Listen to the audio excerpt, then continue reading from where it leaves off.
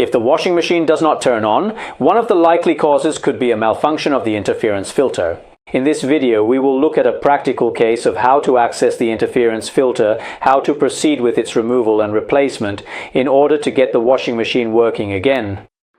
First of all, unplug the power cord and remove the top of the washing machine.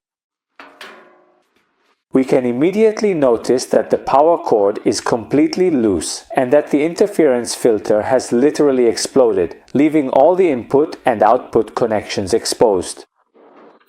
To move forward with the replacement, carefully unscrew the single mounting screw that secures it to the washing machine frame, and once it has been successfully removed, you can clearly see how the part is now completely destroyed. All that's left to do is throw it away and disconnect the input fastens, that is the blue and brown ones, and the output ones, meaning the gray wire and the brown wire. The connectors we see are nothing more than the remains of the exploded filter, so we can completely remove and discard them. Since we will be using a filter of a different shape and size compared to the original one, and we still need to attach it to the washing machine's frame, we shape the metal plate so that it can be slotted in and screwed to the small screw, which also serves for connecting the ground wire.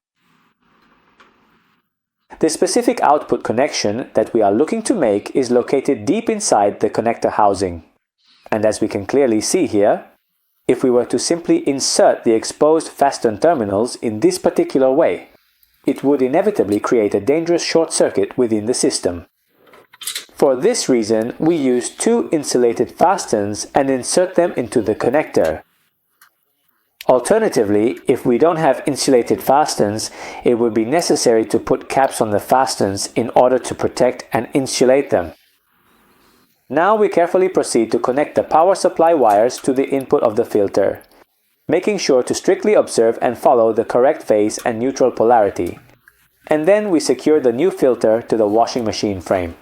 At this point, please remember that we are performing a custom adaptation with a filter that is different from the original one, and that we have used insulated fastens in the connector. We need to carefully strip back the insulation from the ends of these cables. And we must do exactly the same with the specific blue and gray colored wires located on the output side. After removing the fastens, of course. We join the wires, making sure to match phase and neutral, then insulate them with electrical tape or, as in this case, since we are using heat shrink tubing, with that. To apply the heat shrink tubing, after positioning it, we can heat it up if we have a hot air gun. Otherwise, we can use a simple lighter.